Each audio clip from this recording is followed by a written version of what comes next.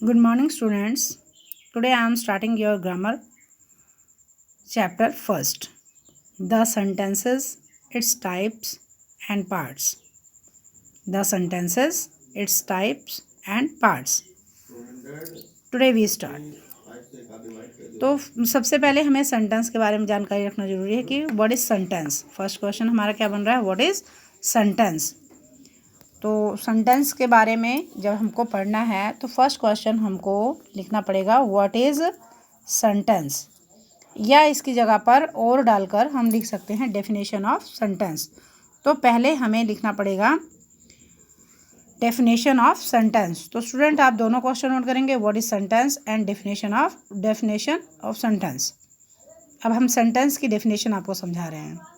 A sentence is a group of words that express a complete thoughts. Sentence always have a subject and a verb. वाक्य शब्दों के समूहों से बने हुए a sentence is a group of words that express a complete thought. कुछ शब्दों के समूह से एक वाक्य बनता है जिसे हमें कंप्लीट जानकारी मिलती है। जिन वाक्यों से हमें पूरी जानकारी मिलती है वो सेंटेंस कहलाते हैं। सेंटेंस में हमेशा सब्जेक्ट और वर्ब काम करता है।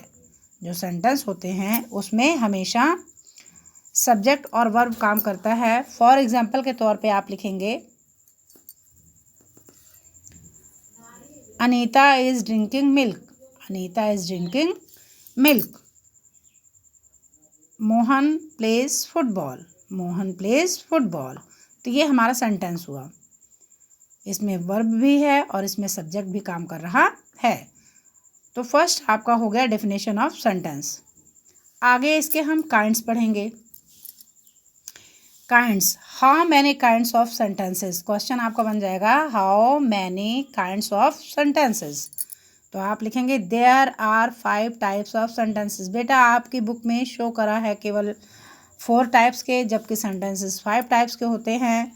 तो आप लिखेंगे there are 5 types of sentences. There are 5 types of sentences. अब हमें 5 टाइप्स ऑफ सेंटेंसेस की नीड क्यों है, किस लिए, मतलब क्यों ये 5 टाइप्स में बटा हुआ। Just as we deliver information, make requests, express exclamations or ask questions in daily communication, our words need to reflect these purposes. तो हमें 5 टाइप के वाक्यों की ज़रूरत इसलिए होती है क्योंकि हम जब अपनी स्पीच को डिलीवर करते हैं, किसी से कम्युनिकेशन करते हैं, तो उसमें हमारी रिक्वेस्ट भी आती है, हमें अपनी थॉट्स भी एक्सप्रेस करनी होती हैं, हम क्वेश्चन भी करते हैं। तो इसलिए हमें इन टाइप्स के सेंटेंसों की ज़रूरत पड़ती है।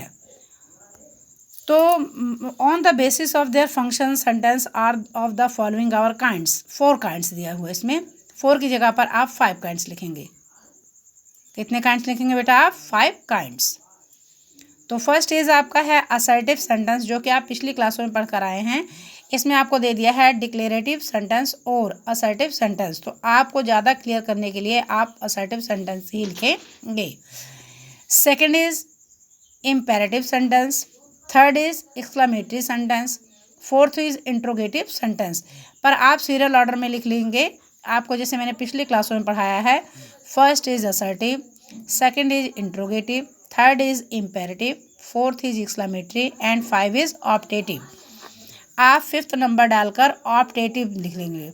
क्या लिख लेंगे बेटा? ऑप्टेटिव। Optative sentence. तो there are 5 kinds of sentences. तो आपको बेटा अच्छे से पता चल गया होगा। आपकी बुक में भी शो कर रहा है, मैंने 5 वाला बना दिया है यहाँ कॉलम, ऑप्टेटिव सेंटेंस। तो आपको पता होना चाहिए पहले तो सेंटेंस के बारे में। सेंटेंस का फर्स्ट लेटर जब हम लिखते हैं तो उसका पहला शब्द जो होता है वो first letter is always write a capital letter, और लास्ट में full stop, question mark, sign of exclamation से अंत होता है।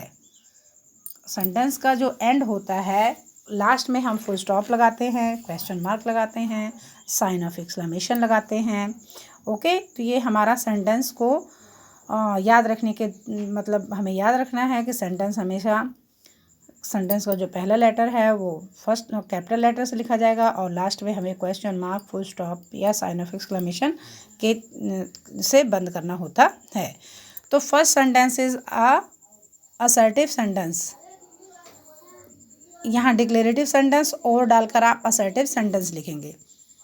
अब ये होता क्या है?